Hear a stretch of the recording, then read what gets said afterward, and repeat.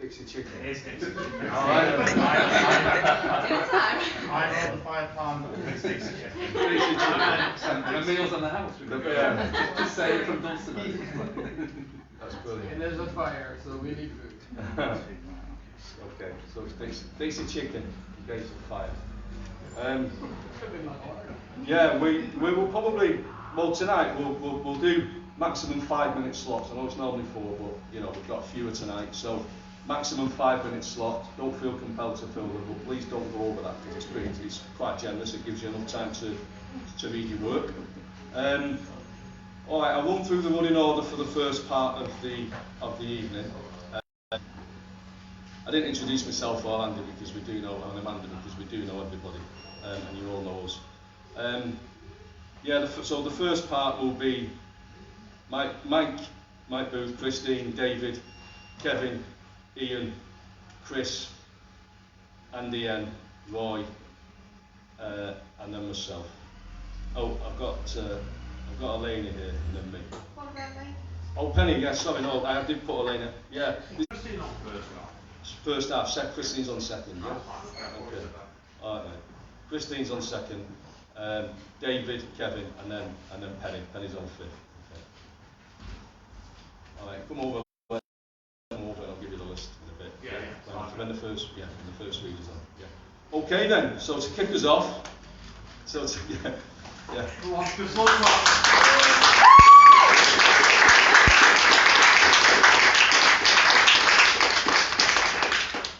Okay, so to kick us off on our first live speakeasy for a year and a half nearly, it's I have to say it is a speakeasy regular and a Chorlton man, Mike Booth. From the collection Poems from Newnham Croft Primary School, and this was probably the peak of my poetic career because I got 3 of them in this anthology, and then after that I gave up writing poetry for about 40 years. So I just thought I'd start off with this one, and it's called Fire, by Mike Booth, first year it says. So I'm guessing that means I was about 6 or 7, so here we go. The blood red sun yellow fire, the licking, spitting, raging fire. Repetition.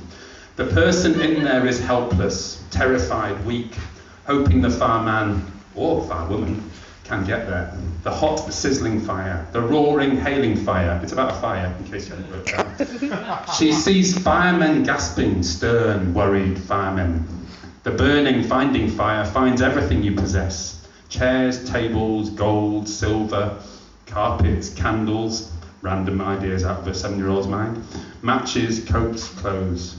The fireman's nearly there. He reaches her just in time. A flame licks where she was. Again.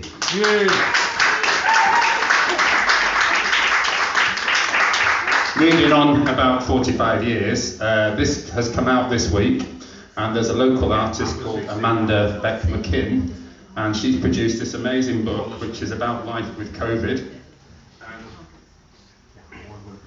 It has lots of amazing illustrations in it, which are iPad drawings apparently, so she's asked for writers and she came on to one of our speakeasies, if you remember, so I thought I'd give this a bit of a plug. One of Andy's is in here as well, and I thought I'd read the one I managed to get in here because I quite enjoyed that process, and it was about Oxford Road Station. This feels really weird on a mic.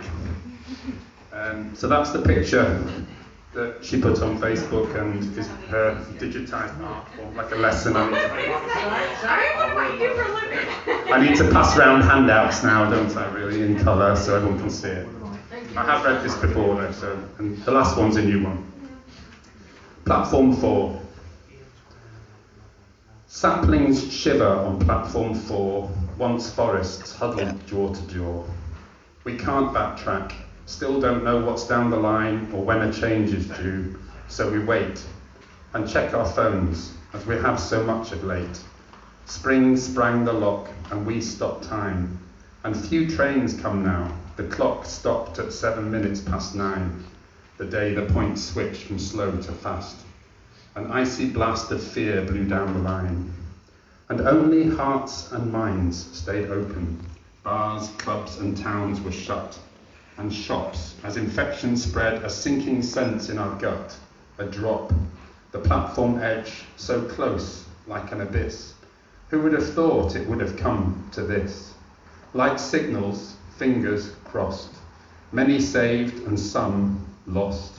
Art and free thought make our connection, and only all together will we defeat this infection.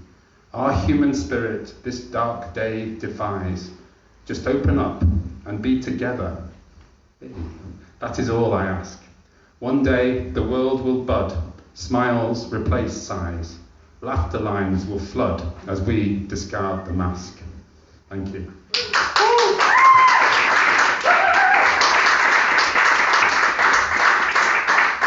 And I'm going from primary school to Antiques Roadshow now. I never watch Antiques Roadshow, but I watched a bit of it about 2 weeks ago, and it caught my attention because they had a little medal that was a caterpillar. And the woman who was presenting the programme said this was a medal which was given to those whose lives were saved by a parachute when they jumped out of a burning aeroplane in the war. So they said that they're members of the Caterpillar Club because it's saved by the silk that made the parachute. So I thought, there's a poetic concept if ever I've heard one. So this is kind of about why I started writing poetry a long time ago. Well, not that long, about 10 years ago. A tough time in my life, and it's describing that. So it's called the Caterpillar Club. Plummeting seawards, my upside turned down, heels overhead, tombstoning like a balloon of lead. In free fall, all grip slipped, plot lost. I fell from grace, at pace, tumbling imposter, confidence shot like a plumb line, trying to straighten myself out, find again my bearings. Inner imploding, mind exploding, with ruminations, recriminations, shame, tears, and on high alert, heart in mouth, tongue tied, hair, shirt. And though I tried to keep my fingers crossed, the thought of what I felt I'd lost made me freeze, weak at my knees. Action stations, hands on deck, fight in full flight, fears unchecked. I tugged at the ripcord, slender threads of sunlight, spider webs of friends could at times hold me, settle my head, and stretches, bends set my pulse racing, tasting and testing my outer and my inner strength. Like trapped tiger, endlessly pacing, my flickering eyes and my exhaled breath slowly filled my cradling halo, slowed my fall.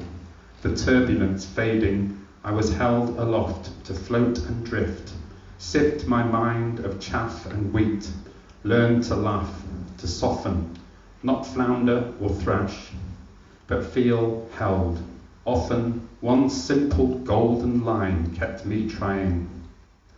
All will be well.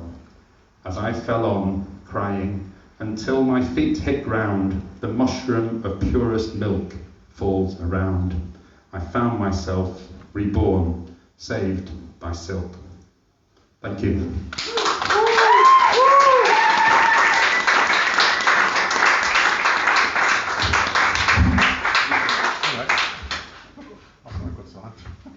I'm not even had a drink. Thanks, Mike. Great way to start us off. Okay, next person's going to read, but she's not going to use a mic. Are you okay standing there, Christine? Yeah? Okay. Okay, it's a welcome return to Speakeasy for Christine Fallon.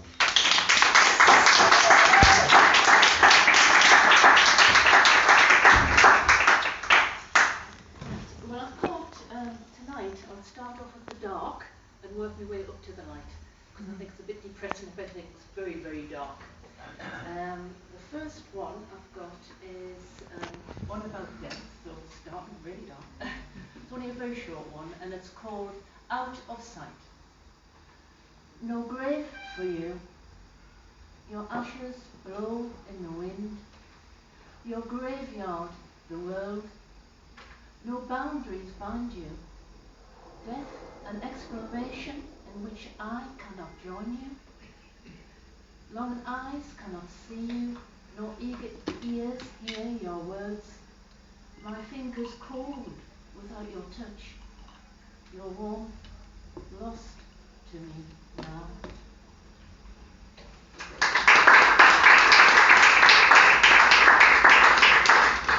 The second one comes from in January. Somebody I knew had a stillbirth. And so what I've done is I've written this from the perspective of the mother. And it's just called stillbirth, so it's quite sad. Hot tears ran down my cheeks, filled with anguish and with pain. My hope shattered, only greyness now remained. The love inside I'd carried had died before he saw the light of day. My baby, stillborn in my arms, limp he lay. My tears flowed, they could not water him back to life. Unlike a plant he could not revive. I held him close and kissed his brow, and wished this was not how his birth had been. My son had taken my heart away, and with it all my imagined future days. I would never see him grow tall, I would never see him play with friends or wipe his bloodied knees, or hug him tight or tell him stories in bed at night.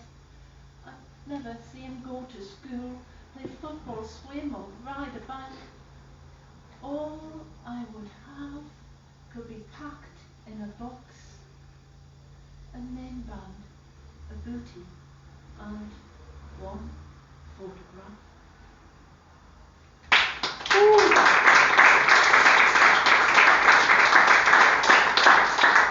So I thought it would be worthwhile just sort of raising the tempo a little bit.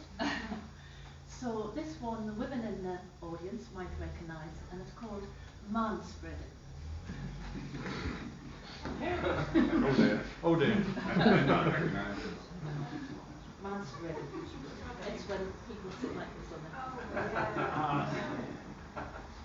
A man fright as he parades what is best to hide. Legs akimbo, like a male bimbo, hung to the left, hung to the right. When man's spreading, it's plainly in sight. It's enough to give a girl a fright, with trousers up tight. But for your girlfriend's sake, keep that one-eyed trouser snake hidden out the way instead of on display. So when you're on a train or a bus, there's no need to fuss. Just tuck your legs in tight, you know it's only right. So we women can sit in peace with bum cheeks tucked beneath, not hanging off the seat.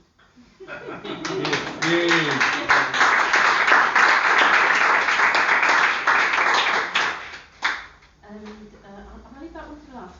With you saying we had 5 minutes, I thought we'd just squeeze in an extra little. Sure, yeah, go for it. More. And this one hasn't even been sorted out, so here you go. It hasn't even got a title yet. The background is it was the moment after I'd given birth to my daughter, who you saw the other day, and at the time what they did when they're born, they put them on the belly, you know, to get the skin-to-skin touch. And it was a thought that sort of went through my head at the time when that occurred. So that's the background. Skin to skin, blood and sweat. Her eyes wide open, serious still, looked into my soul. I, the mother, she, the babe, yet in my mind I recognised within her gaze our last meeting, when she, the mother, and I, the child.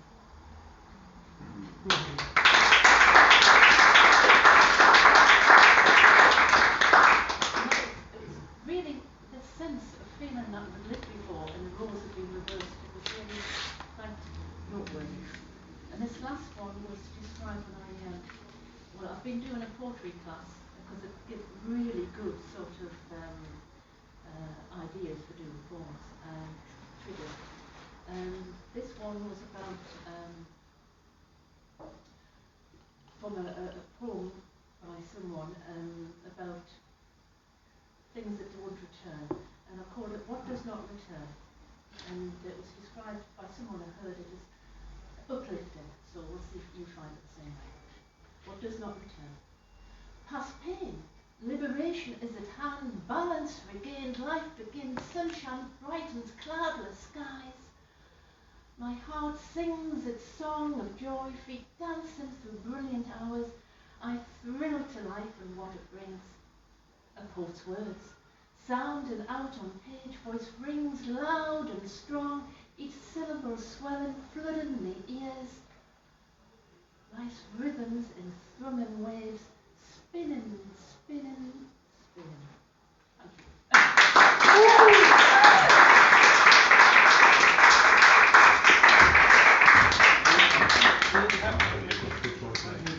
Thanks, Christine. Yeah, apologies at the back if you couldn't quite pick everything up there. You'll see the stage when you get up here is a little bit of a, well, probably for some of you it'll be a bit of a hike. I'll have a word next time, see if we can do something about it so we can get an extra step in there, or even at the break. Yeah, I did want to say as well that we're aiming to get a break around about 10 to 9, something like that as well. And I think if you want to order drinks during the performances, then just scan the QR code. Otherwise, at the break, they'll come up and take your drink orders. Okay. And without further ado, our next reader is a performer, is David Bond. Welcome, David.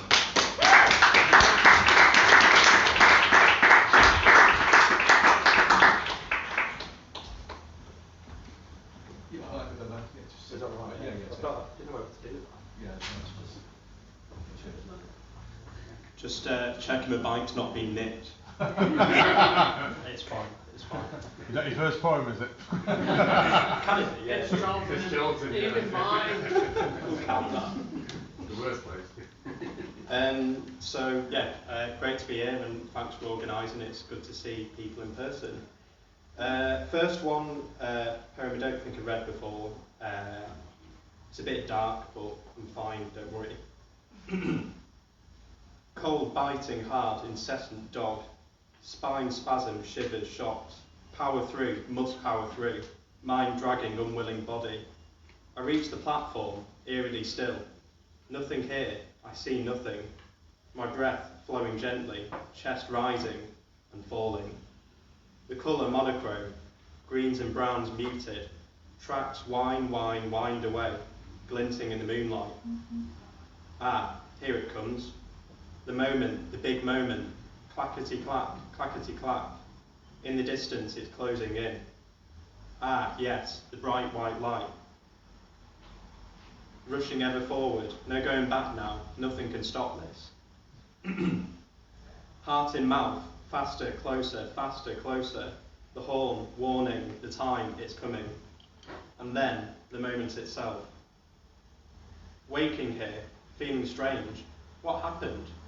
The surface feigns familiarity, but deeper, intensely alien. Things seem very different now. The colours remain, but speak of something other. The smells remain, but taste of some place beyond. Worldly whims and worries, gone. The atrocities, the mundanities, gone. A weight is lifted here. How absurd that I believed it all. To believe it all mattered. Nothing much matters here, I'm free. Later I realised that bright white light, death was near and freed me, but the death was not my own.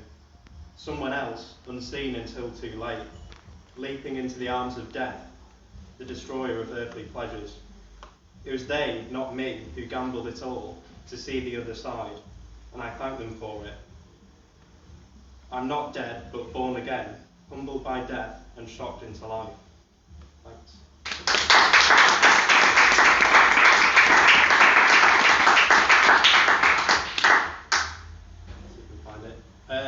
Next one, well, last one. I found myself going to Salford Quays a lot during lockdown because that seems to be the nearest thing to a green space I could find near me.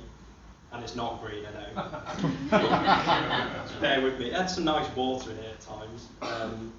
So, yeah, it's about that. Above, in the sky, the city lights. Below, in the water, a drama unfolds. Above, something. Below, everything. Above, static. Below, a metamorphosis. Above, binary. On, off. Below, endless entanglement. On, off, and everywhere in between. Above, cold and lifeless. Below, imbued with spirit. Above, affront to nature. Below, nature. Above, machine-made. Below, man-made, above domineering, below unassuming, as above, not so below. Thanks.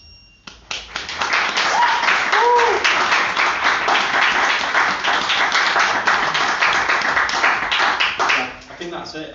I think I forgot to say the title of that. It's called Reflections, so probably made more sense if I said that before. But for next time. Yeah. Right, thank you.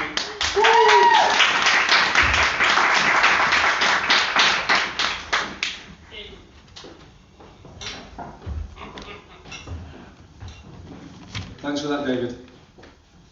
Okay, our next reader, performer is Kevin Bamford. Welcome.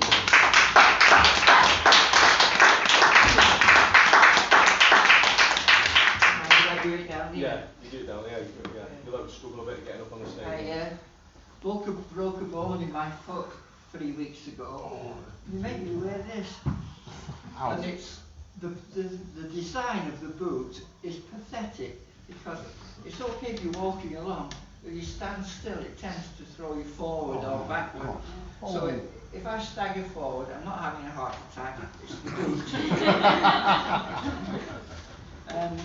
These are some extracts from a long poem called The Journey. I hope they work together. What can we say of the journey? What of its beginning? What of its end? The journey itself a destination. The map, which is always present, marks the aire de repos. Yet how can there be rest? We see the lorries rumbling resolutely on. Was that the one we saw just now? Only a moment ago, going the other way? We took the train to Bordeaux once, passing through towns and villages and countryside. We had a glimpse of someone spraying crops, his tractor moving to a destination he'd already reached, and others doing the things that they were doing, watching or not watching us speeding past. Did they consider where we were going or why? Did we consider their journey? The map, which is always present, does not show the man in the field, the women pushing prams, the white van on its way or coming back. I know I don't know many things, but sometimes I think the hill behind the house is a mother, always there, reliable and yet detached, rising above the petty troubles of the day. The cold winds blow, tormenting the trees. The parching summer sun yellows the grass. The cold November days bring down the mist.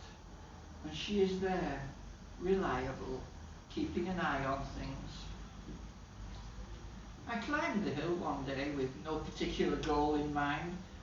Below me stretched the countryside with tiny houses, tiny fields and tinier cows and sheep, and tiny cars and lorries are crawling along tiny roads, and from the cars and lorries came the sound as of an ever-constant wind. And there were other hills, standing tall like sentinels, seemingly oblivious of the tourists with their mobile phones and cameras. And what can we say of the exploitation of the hills, scarred by our need or our desire for stone and the extraction of their mineral wealth? What can we say of the explorations of the speleologists, revealing unseen glories underground? What can we say? Or is it best not to say, like the wise old woman watching with a smile the turning of the world, the turning of the year? The children think they have discovered something new, but there is nothing new, and the world turns. And there is nothing new flowing from the poet's pen, nothing new under the umbrella or the parasol. The man on the tram to Altrincham studies the crossword, where the clues are oracles, questions as answers. In Altrincham, his wife opens the door to two men bearing the oracle in their hands. They point to signs and portents, though the oracle cries out unheard, a wicked and adulterous generation seeketh after a sign. The man on the tram looks up from the crossword out at the world, wondering if there's a question he should ask. In Altrincham, his wife wishes she hadn't opened the door. Opening the door lets in the welcome and unwelcome guest, the stray cat and the winter wind, autumn leaves and the September wasp, drowsy and dangerous. The man in the pub, observing his pint, knows this and says, "You think too much." And the map, which is always present, doesn't show the man on the tram or the passing views. We took the train to Bordeaux once, passing views. And is it true that under the Bordeaux sun there is nothing new? The ultra-modern tram slides silent through the city's ancient streets, where people do the things they always do, sitting in cafes, sipping their glass of wine or beer, espresso or their café crème, reading Le Monde, Sud-Ouest, Le Figaro, chatting, watching as the world goes by. And the maps that are always present give no answers, only clues. And the trams glide past.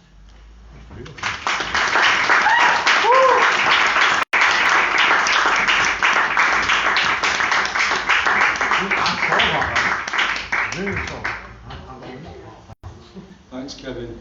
Thank you. And that's from a collection of your ideas, is it? It's from a book called Looking for the Space Between the Notes. It's on Amazon. Looking for the space between the notes? Yeah. Okay, Kevin Bamford. Okay, next up is somebody else who's going to read from a collection of poetry this time. It's Penny Sham.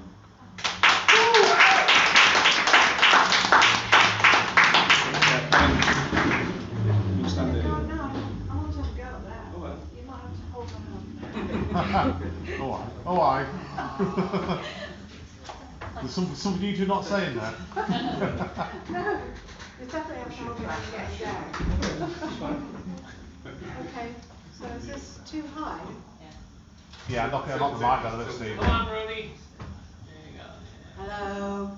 1, 2, Hello. 2, 2, 2. That's it. Hi everyone. I don't really do many introductions, so I'll just get on with it. This first one's called Friendship. I don't know what I'd do without you. Each one of you a story behind a veil. Our feelings drawn and woven into long rows of living. Each olive in our mouths, each cloud in our shadows, folded with hope and laughter. Look how we smile together, hands that were hidden, now free. Did you hear that? Sorry, I'll just read that again. Look how we smile together, hands that were hidden, now free. We each in our own sunlit frame. Look how we clutch and hold our fears, split anger in the silver birch. Together we blow them clear of the yashmak and yoked breasts. I don't know what I'd do without you. How would I know how to scream, bare my feet to mountains? How would I know this joy?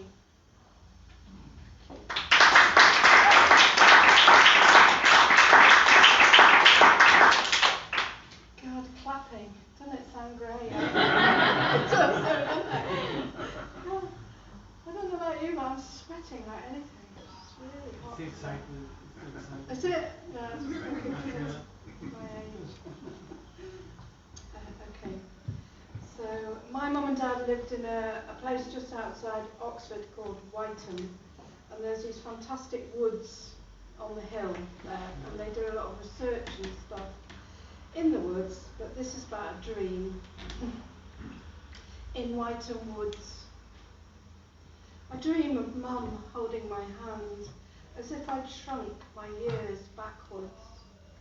We walk into carpets of bluebells under ancient trees, are overwhelmed by their scent, drugged by a blue luminescence that you can never capture or replicate.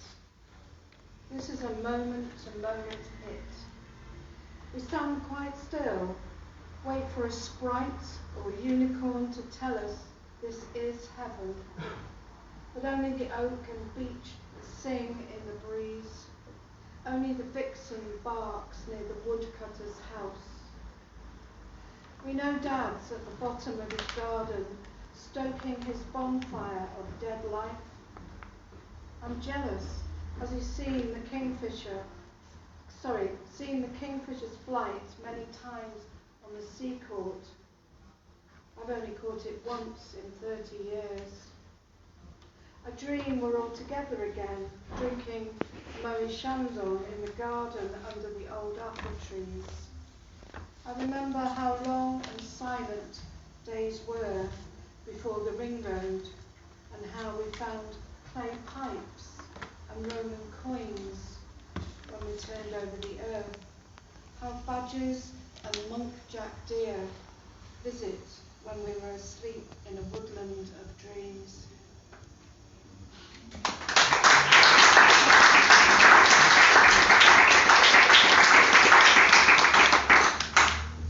Yeah, so both my mum and dad are not there anymore. So here's an attempt at a golden shovel. Some of you will know what a golden shovel is, won't you? I don't need to explain what a golden shovel is, do I? You do for me. Come on, Benny. There's people that won't know it.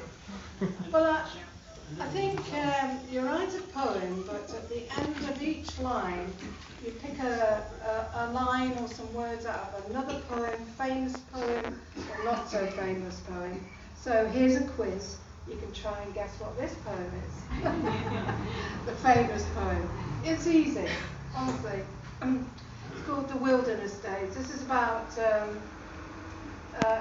drift between me and one of my sons. So that might help with my days. There is something quite strange about awakening in April. Yesterday in that other month, all was easy, calm, but nothing is today. I cannot reach you by any machinery. I could try the other way, the old way, read your mind, but this is the cruelest dagger. How to deal with thoughts of you in that other month. When I close my eyes, years pass backwards. A baby you, me breeding you once more like the tiny, tiny buds growing on lilacs. When I breathe in tomorrow's air, will your puzzle unfold out into some new truth? Not this misery that I'm dreaming of. This clock is too long. The hours, buckets full of worry, the ticking hand speaks constantly, a metronome in my dead heart. Will you come soon, relieve my rubbing palms, this land of unknowing if you are well in your mind? Maybe I'm mixing too many seeds in this pot of ideas, this flowery bed of memory. How I question the smell of your unwashed hair, dirty hands, and how light and airy days were in March, the quantity of desire. But with waking I am filled with a nag like blue bottles stirring, hungry for the taste of you on my cheeks. Not this dull, dull Tuesday in a day that knows nothing more than a tangle of roots, photographs of a homecoming, a hug of you, a kiss with my boyish you, my happy you, carefree, pocket full of spring. Today is still strange, Curtains hold back day, hold out the rain. There you go.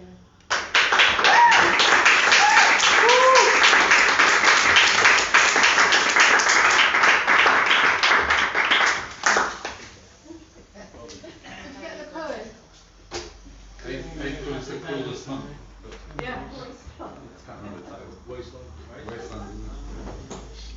Which one is it? Wasteland.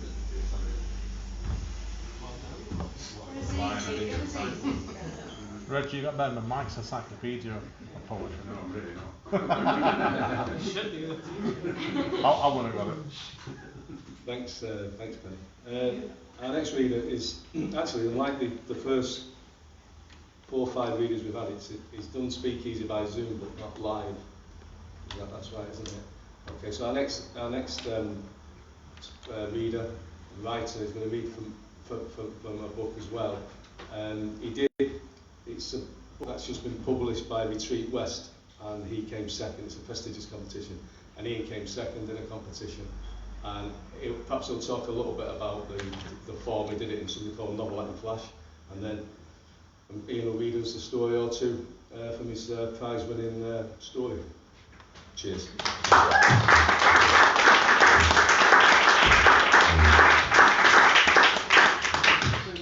Cheers, Steve. You had to rub it in that I came second, didn't you? Well, do you come first, Steve? Yeah, so Novelette in Flash is it's kind of like a new form, really. Novella in Flash has already been out, and it's basically collections of flash fiction, very short pieces that need to work well on their own as kind of individual stories, but also work as part of, when they're read together, to form part of an overarching kind of story as well. And this is a story from the collection which is called What the Fox Brings in Its Jaw, and this story is called Threads. She wrote at the start. He kept the letters folded in a cigarette tin. First day at school, a photograph that he couldn't look at. She wove a story for their daughter. Daddy was working away on the oil rigs, like her own father had. To her, he was helicopters, steel, sea, men in overalls you see on TV. Sometimes as the rain lashed the window, she would wake afraid and imagine him at a window looking out, the wild sea raging beneath him, a hand pressed to the glass.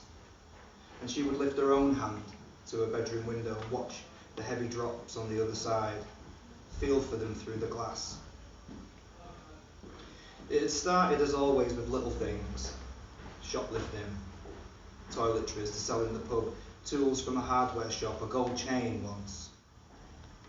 And then he'd met Anthony, and they'd grown into warehouses, filling vans with stolen goods, serious, a reputation too big, like an ill-fitting coat hanging from his shoulders. She had threatened to leave him if he carried on. There was no way to raise a baby, but the final demand letters kept her threats at a distance, hollow.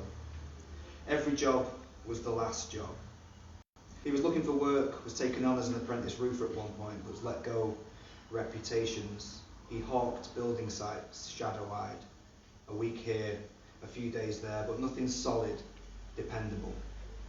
Her parents disowned her eventually, but some nights he would wake in the dark and hear her crying.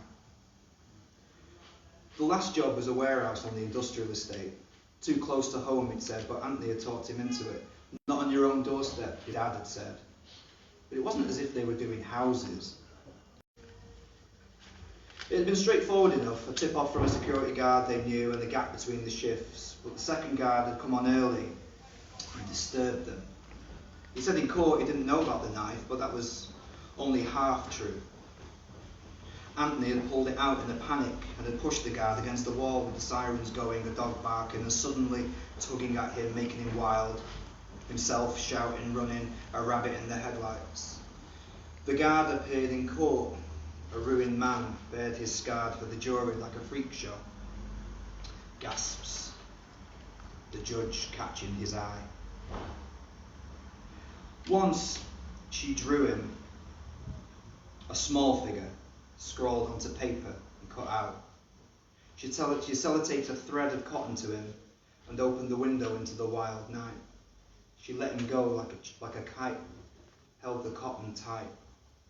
The wind caught him and spun him. She watched him whirl against the dark. After a while she brought him back in.